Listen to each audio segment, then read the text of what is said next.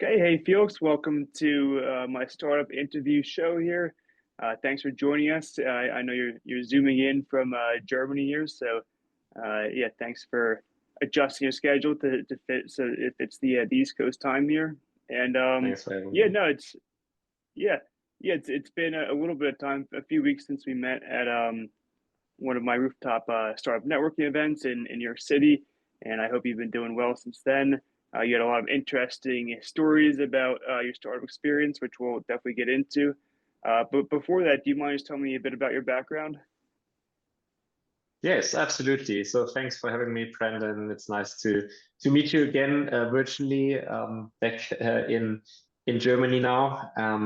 Yeah, so to give you a bit of my background, I was born in Germany. I studied management. I started my own venture quite a young age at 22. Always wanted to become an investment banker. Did some M&A, did some private equity, but then thought that the entrepreneurial side is much more exciting. So started a software as a service company, moved to Berlin because obviously you need to be in Berlin if you want to get access to funding. So at least that's what I thought.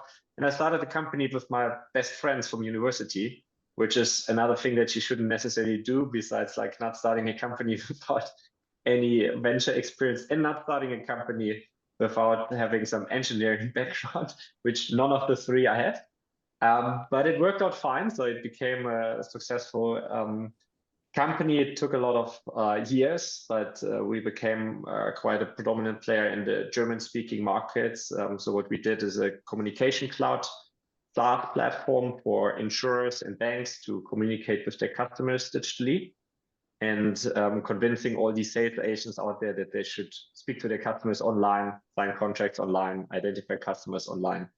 And yeah, became a success story and decided then in 2020 to sell the company to a private equity firm. So sold it then later to CVC Capital.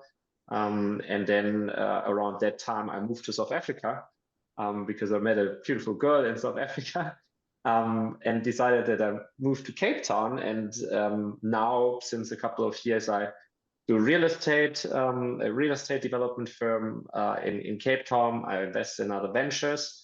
And I have started a new company called Project Y, which is investing in South African talents and bringing the South African workforce to the world. Yeah, so clearly you've had a very exciting career. That's the classic startup founder story, getting together with some of your college buddies and starting a company, selling it off. So congrats on doing that. I'm sure that was an exciting experience at the time. And yeah, no, I'm glad that you're now jumping into a new venture that sounds equally as exciting. So yeah, do you mind just telling me a bit more about Project Wise? So how did you initially decide that you wanted to transition to more of a first off, why South Africa? And how do you know that you wanted to go into this industry of finding talented individuals, funding their education, and then treating that like an investment for people that they can make into these individuals and getting a return there? Yeah. So I mean, I never planned to end up in South Africa. I knew that like I was a little bit over Berlin at that point where I visited South Africa with my co-founder. A lot of people, I don't know if guys in the US know that, but like the whole German VC and founder ecosystem every December to March basically comes to Cape Town to spend the winter there. So it has become quite a classic, so to say, for tech founders to go to Cape Town because you're not missing anything in Berlin. And then it was pure coincidence that I met my now fiance in the first night out in Cape Town and decided to stay. COVID came. I sold the business in that time, so a lot of different things came together why I ended up staying in South Africa. But look, for Project Y, I mean, now that I was in South Africa, for me, it was clear that I wanted to do something in Africa because it's obviously a very exciting continent. And two opportunities like were quite, interesting for me. The one thing was real estate. I started a real estate company, investing in Cape Town property, which has also grown quite rapidly. And the second opportunity is talent. I mean, Africa as a whole is the youngest population in the world. I think 75 to 80% of the population is below the age of 30. And it's like basically presenting half of the youth population in the world. And at the same time, the African continent doesn't provide enough jobs, right? So like there's a lot of well-educated people. There's like people that are really hungry to be successful in their lives, but there's not enough jobs. In South Africa, we have a 60% youth unemployment rate, which is the biggest in the whole world. And so like it all started with very much a social mission. I had my exit. I wanted to help people like that were caught in a cycle of poverty to escape and get into like a better future and find a scalable investment model to help people to escape the cycle of poverty and allow investors to invest in the best talent, similar to a scholarship, but with a for-profit model and with a staffing model to basically like after we invested in them, after we educated them, to bring them into like international jobs to work with the salary arbitrage opportunity. So that's how it all started. And for me, it was a no-brainer in that sense that I had experience of African talent hands-on, because when I came to South Africa, I was still CEO at my Berlin venture. And I built up the team then in South Africa. And basically what I saw is like, I can get the same quality or even a better quality, speaking perfectly English, culturally aligned, same time zone as in Europe, at a 50% or even 60, 70% lower salary. So for me, it was like, why would anyone like hire people in Berlin or Amsterdam or New York? I mean, I've just been to New York and it's so expensive. If I can hire the same quality in South Africa. And so that's like how it then started, that I say, hey, I want to enable other companies, other ventures to discover South Africa, promote South Africa, and start building their teams in South Africa. Yeah, no, that's really great. And one thing I noticed with the AI craze these days, these AIs, we see how much it depends. What do you train them on? How well do you train them for how well they perform? And I realize that so much of the way humans perform is just what training do they have, what education they have, and so to provide that to people that maybe don't have access is probably all the difference in the world to those people to allow them to gain these skills and be able to do these jobs. So yeah, there's kind of a similarity to training a good AI. Everything gets down to how well you train and what kind of skills are trained. But yeah, that's great. And one thing about so hiring contractors abroad, two things that people may tend to worry about. One is the difference in time zone, and then two is the language. So South Africa, is that the same time zone? It seems it's pretty in line with most of Europe, right? Is that a pretty similar time zone? And do most South Africans, they speak either German or English or a common language? Yeah, so I mean, if you think of South Africa, it has a quite a unique position in the world, because for Europe it's the same time zone. It's 6 hours before New York, the East Coast. So it's still manageable. Also, the South Africans are happy to work from 2 till 10 p.m.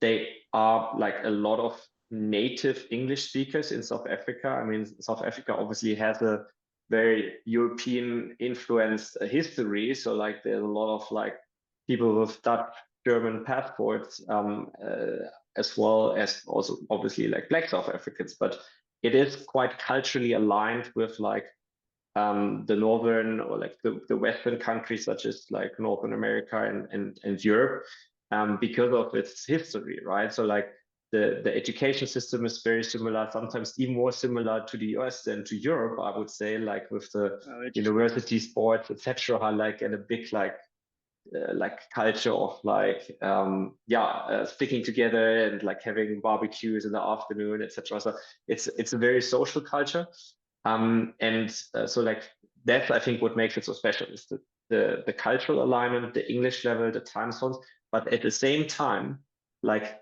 a 6% lower cost. So yet you can get still lower cost if you go to South America or to India, but you're not having these other attributes in terms of language, native English, and this cultural alignment and the quality of the grads. So that is something that that we've seen. And Eastern Europe, for instance, for Europe, has become quite expensive as an offshoring destination. So more and more people look to Africa, and within Africa, South Africa really is in a great situation. And to be honest, a lot of business owners like to also come to South Africa or to Cape Town because it's probably one of the nicest places in the world. So it's not the worst thing to have a team there and come there from time to time. Yeah, so a great excuse to take a trip to South Africa. That's another great reason to hire the South African talent. Absolutely. Yeah. So you're entering into a new country. Of course, you visited a few times before, but I'm sure there's a lot of new third parties that you have to work with, whether it's just people that introduce you to talent within South Africa, or maybe use a third party service to list the people that you do find that you trained in order to find jobs for them. What kind of third parties are you working with to bring this product to fruition, and how's that been? Yeah.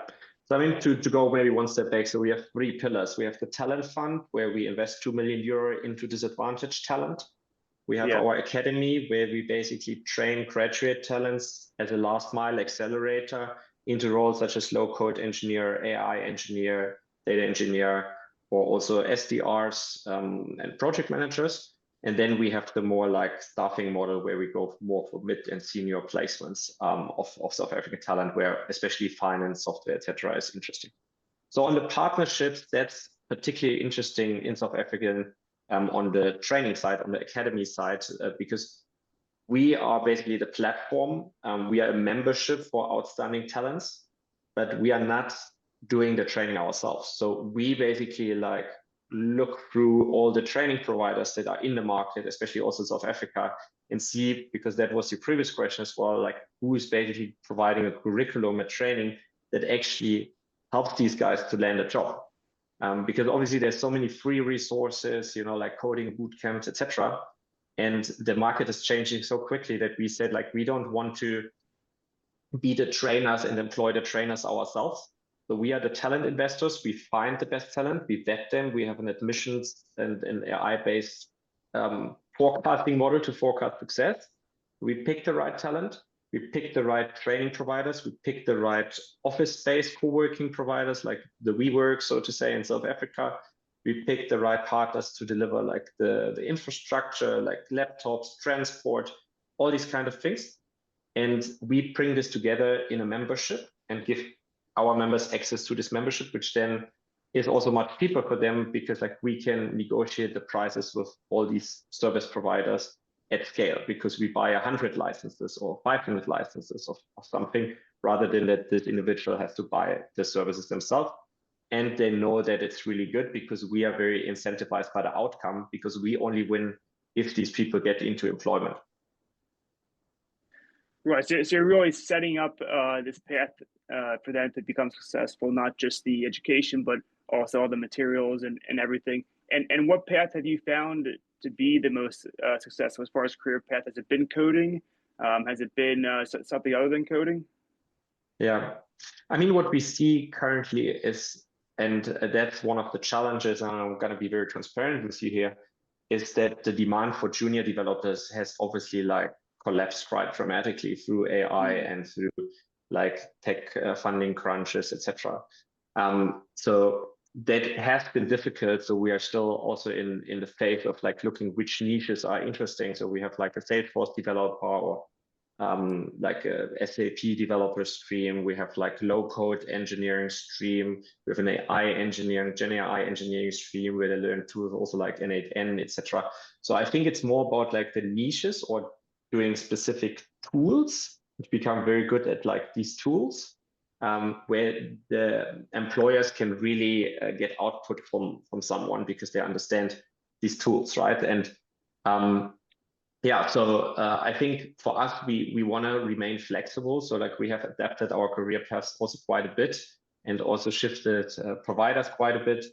I mean, if you look in the market, a lot of bootcamp providers also have like closed or like have shut their activities.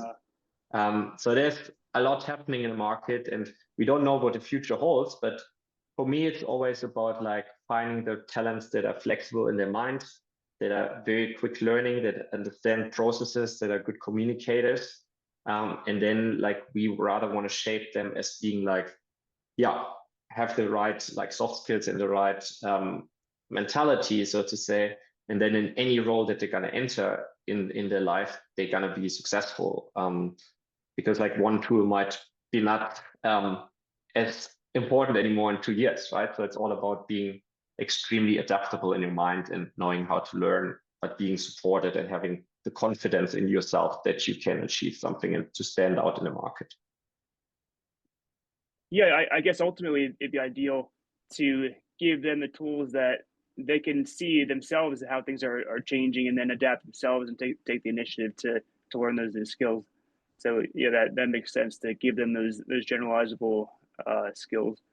So of course, there's a lot to jump into going into this market. You said, like as you mentioned, there's a lot of changes. Did you have someone that was mentoring you to assist you with this, or someone that was more familiar with this market already that helped you, or maybe even from your previous startup, maybe you had a mentor there that is just that advice is carrying through to this venture? Yeah.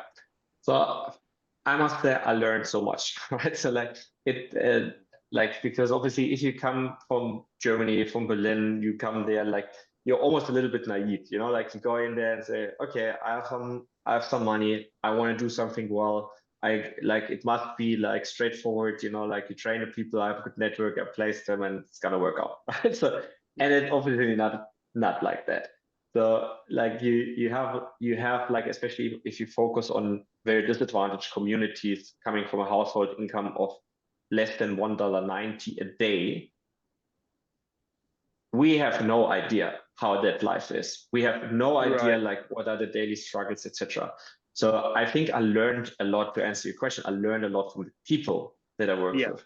And these were like often very hard and harsh experiences, which were sometimes even impossible for me to understand and to resonate, because I said like the things that you're saying to me, I've never ever met someone that thought like that.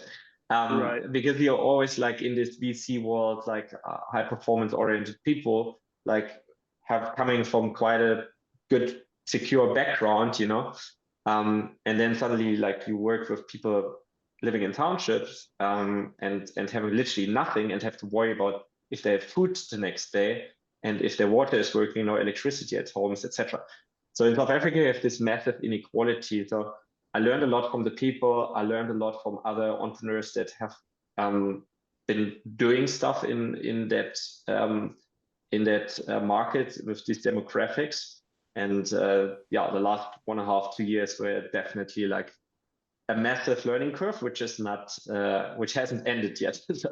But it's good. I mean, if you live in a country, like it's important that you really understand the country. And in South Africa, because it's so diverse, because you have so many different cultures and such a big gap between rich and poor, like there's a lot of things to discover. So to say, it's not easy to understand South Africa if you're not living there and spending a lot of time there. Right. Yeah. No, I could definitely see that. It definitely pays to have that domain knowledge of even just the region that you're in, so that all those little things that you just that aren't going to come out unless you're experiencing it firsthand. That you can't just learn in a book or on a course or something. So, and all of those, of course, when you're starting a company from scratch, will come into play. Um, so you talked about some of the risks that you're facing now with AI, of course, automating things. But what do you see are some of the upsides? I mean, of course, a lot of people say that there are jobs being created by artificial intelligence, even though it's automating some. Are you seeing a lot of upside as far as new potential for your talents? Yeah, I mean, from a workforce perspective, long term, obviously, like each innovation has created historically like a lot of new jobs, right?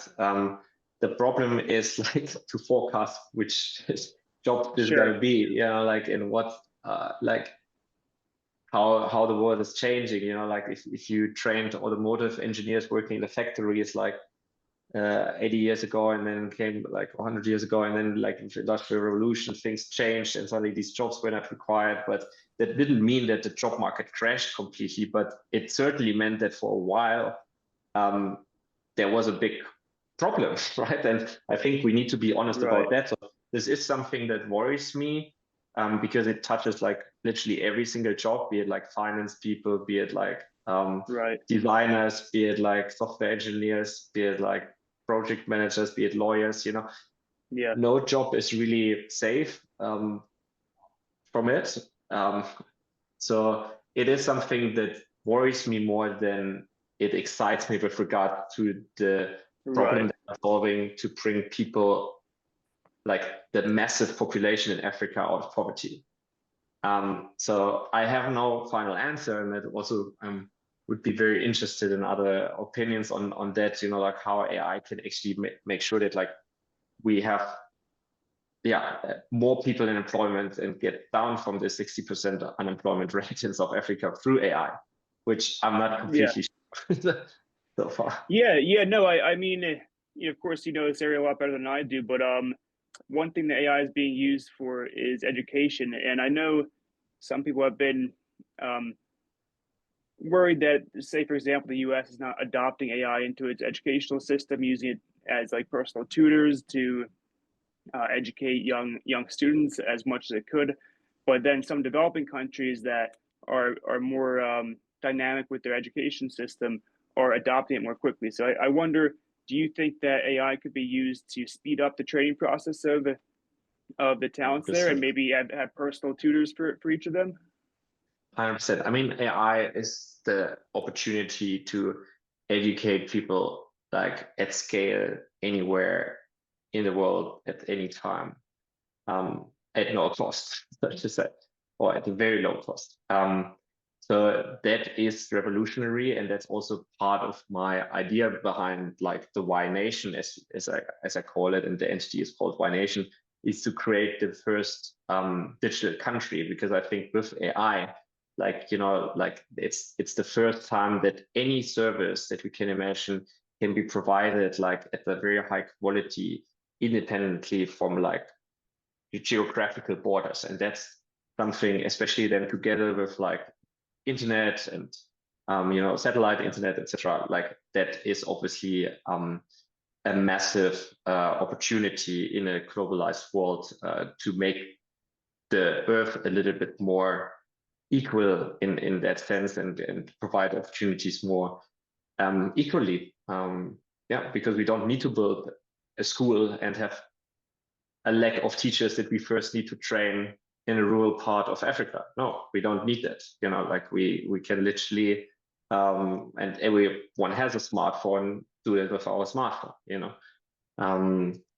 So that definitely is a massive opportunity. But yeah, I mean, we also need to make sure that like the inequalities that we have like are also like that like we don't see this trend of like having very, very rich people on the one hand side, and then a lot of very, very poor people on the other hand side, like growing. Like we've seen that in South Africa. It's extreme, and it's something that really bothers me, and where I wish that more people would actually start companies to combat this problem, to really democratize access to services, rather than like just do things that make them richer and more wealthy, so to say.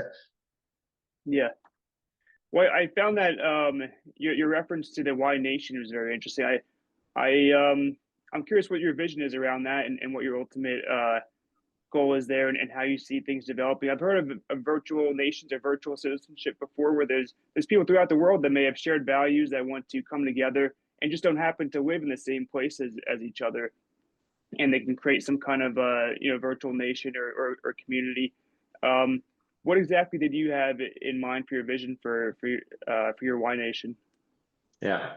So I mean, my observation was that the main reason like why people are stuck in poverty, for instance, is because they have no one that invests in them. Because the only people that can invest in a young person is the government or the parents. So if you don't have a government that invests enough in services in terms of cash and services, education, social security, access to jobs, like services, so like it's a service investment, right, and cash investment into individual. And if you don't have parents that invest in you, then there's no other competition in the market.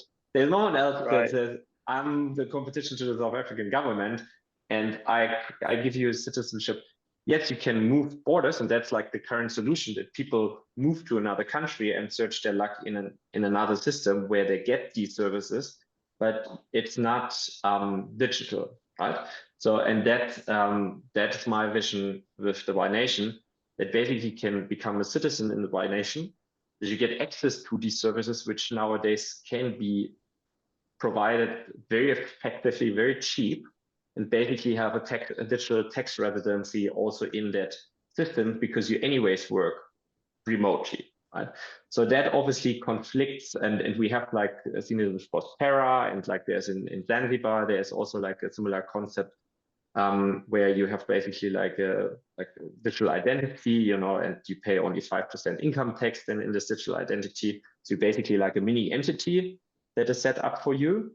And with blockchain, you can also obviously then have your assets and your pension in a non-fiat currency, because often people also in these countries then cannot like have a good pension because their currency loses so much value, right?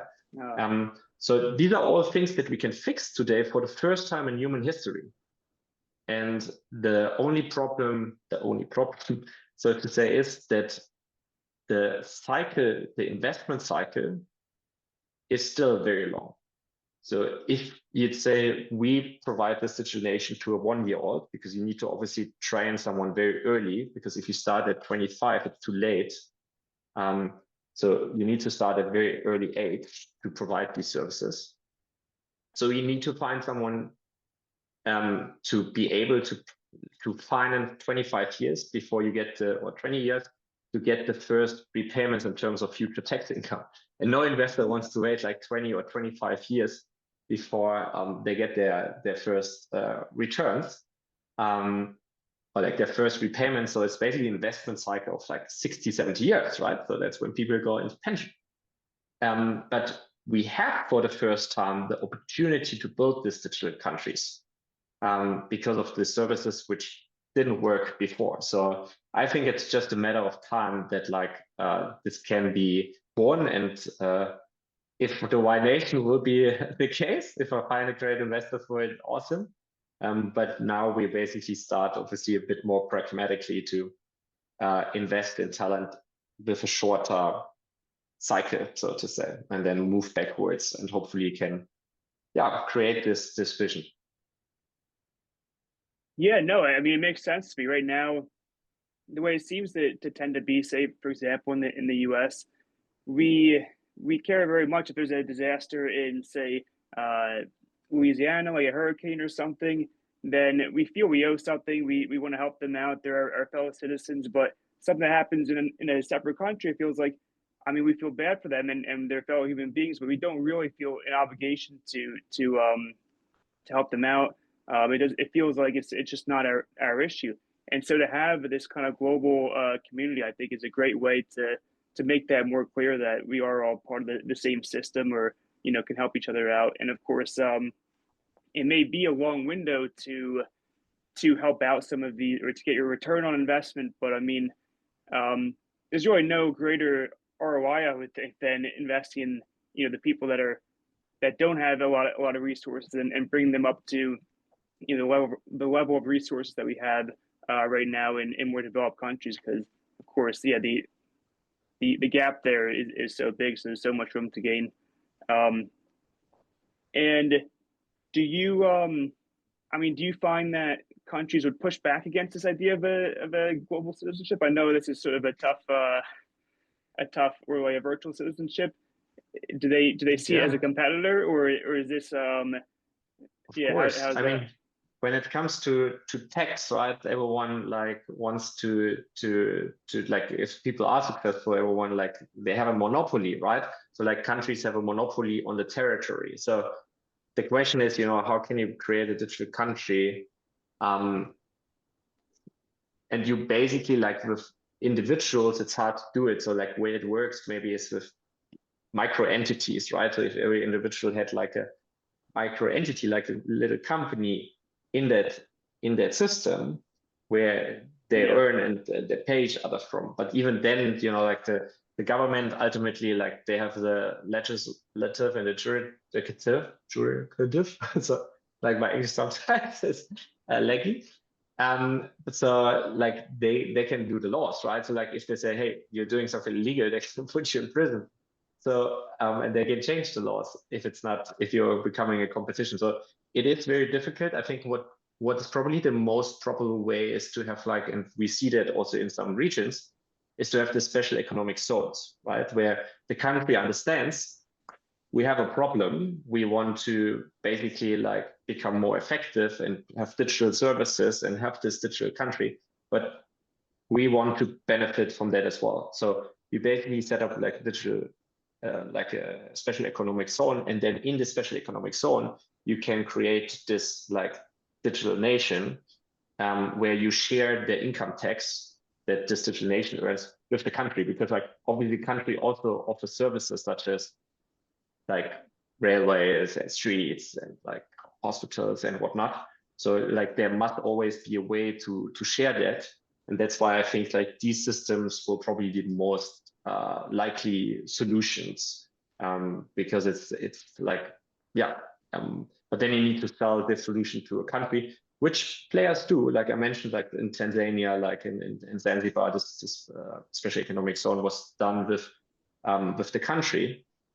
So there are countries that are open to that see the benefit of it to attract individuals to come and freelancers to come and reside in this digital country. But it obviously doesn't span as far as to services like education and um, yeah, schooling and healthcare and pensions and whatnot. So that's obviously like completely different level. yeah, yeah. I think that your line of thought of aligning interests with the countries makes a lot of sense. From what I can tell, I mean, any kind of individual actor like this, it helps the best if you want to work with them to align your interests. That they can see how you achieving your goals will also help them achieve their goals, and then that's creates a great incentive for them to be involved. And I wonder if what it'll end up being is that one of these countries will make their own citizenship virtual. Like Yeah. say for example, Germany or South Africa made their own citizenship virtual, and then that turns out to be more competitive than just the geographical citizenship, and then other countries follow suit. Sort of like some people say the same about maybe virtual currency too. If one country adopts it, then maybe that'll uh, tip things over towards everyone adopting it as the main currency. So, but yeah, it sounds very interesting to really radically change something that's been kind of the yeah, it's been kind of a staple of like the last I don't know how long, over a century, and it's worked well in nation states, but of course there are downsides, so that'll be interesting to see. Um, Yeah. yeah, and just a couple more questions here. So, what's some of the what would you say is the biggest challenge that you faced so far, and how did you handle that? And maybe you already discussed this with some of the Yeah. yeah No, I think I touched base on that. So the biggest yeah challenge in terms of the academy, so like where we bring like especially disadvantaged talents out of like a township into global employment, is that the spread or the gap is too big to do that in like 12 months or 24 months even. That you actually need to invest much earlier um, to be able to really create the opportunities for like disadvantaged people. Because if they've been disadvantaged for 20 years and now like you give them opportunities so they're not longer disadvantaged, they carry a lot of legacy, so to say, and that's very hard to change. And that's heartbreaking because like that then leads to the fact that despite you coming in with this mission to really help those who need it the most, you basically come to the conclusion that if you want to have a profitable business model and basically maximize this salary arbitrage and bring the best talent into global companies from South Africa, then suddenly you end up with people that are less disadvantaged. They're still obviously disadvantaged in that way that they struggle to get access to global employers, etc. But it's just like you're not helping the people to have food on the table the next day. They had usually food on the table the next day, right? So I think that's the biggest challenge also for me, that like the social mission, to combine it with a for-profit business model, it remains very difficult. And I was at the beginning, I was like very naive, and I said to everyone, no, but I can do it, like yeah, I know others have tried, but like I really want to help the poorest and so on and so forth. And then like the more you're doing it, you see shit, like with this late stage investment model into human capital, it's difficult to focus on the poorest of the poorest, especially if your goal is to bring in international jobs. But if locally there's not sufficient sufficient jobs, you need to go for international roles. And then if you're not going for like very low like blue collar work, so to say, that's a difficult. So that's our biggest challenge, that I think our ambition was a bit too big at the beginning. And we're now adopting our model accordingly. And yeah, see what we can do to really have a massive impact on super disadvantaged talent, but also have a business model that works, to be honest. Yeah. No, it makes sense to me that it's easy to forget just how much growing up the way that we did in developed countries, just how many things along the way, how many steps along the way build you up and prepare you to be competitive in this workforce, and how much of that might not be there if you invest in someone too late that's been in a grew up in a disadvantaged community. And but in some sense, I guess that shows the like just how much of the difference between the developed world and less developed is just these steps, these whether it's education or access to water, food, all those things. How much it really just does depend on those things. And but yeah, I think that I'm still optimistic though. Even if you help the people that are more advantaged, I think that creates the framework for the next generation of people that are more disadvantaged, because they'll have grown up with friends maybe that they were in coding, and then so they're more aware of this, and that assistance that you give the more advantaged will kind of hopefully spread to create a community around the less advantaged, and hopefully bring people up that way.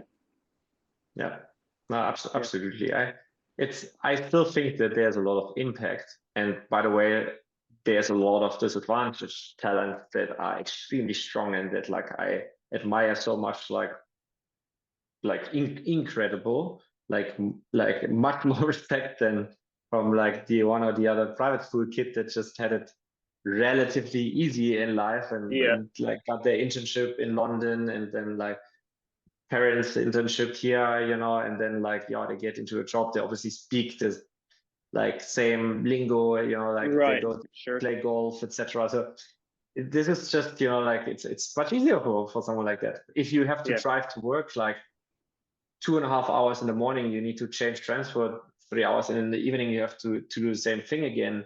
If you live from like 100 euro per month, you might have like 2 kids at home. You have a full-time job, and you don't have electricity like some days, and no water.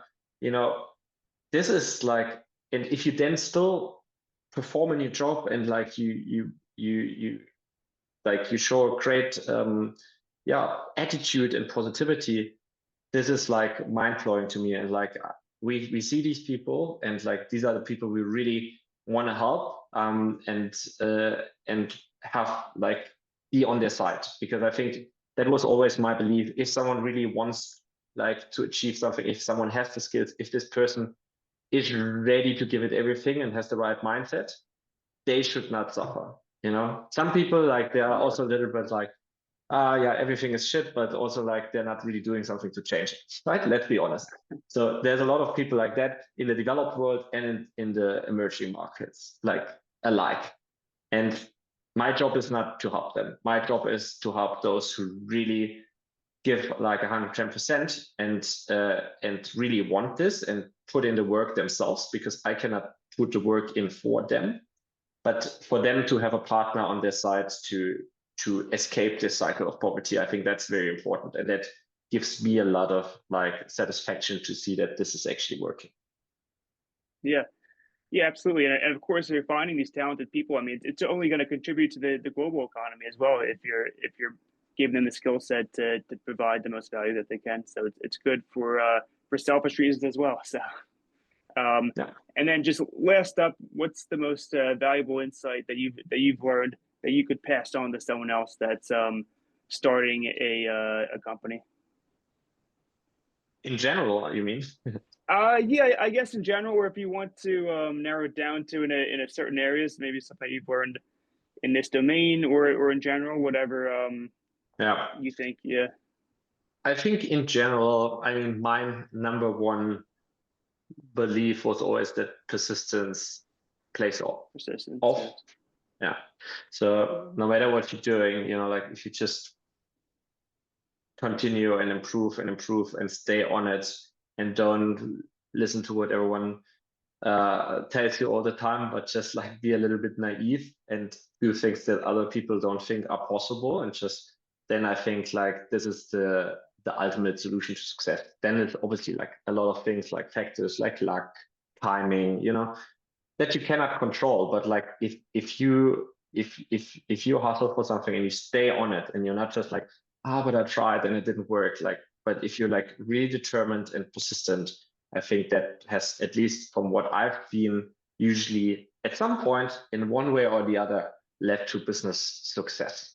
And that's like, I think the number one thing that I would look for in someone. Yeah.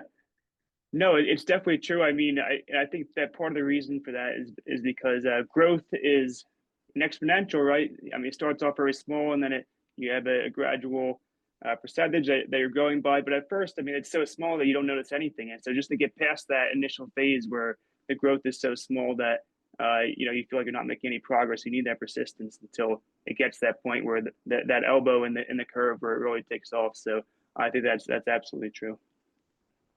Well, 100%. yeah, it's been a pleasure talking with you. I mean, um, I've spoken with a lot of entrepreneurs, and yours is one of the your ideas right now is one of the most unique ideas. So I think it's definitely something like very innovative, very novel. So makes the startup space even more interesting. And I hope that it pays off, and you really bring a lot of people with talent, with motivation into the workforce, and really create better lives for them and for the country of South Africa. Thanks, Brandon. It was very nice to chat. And Yeah. yeah, great stuff. Yeah. Thank you.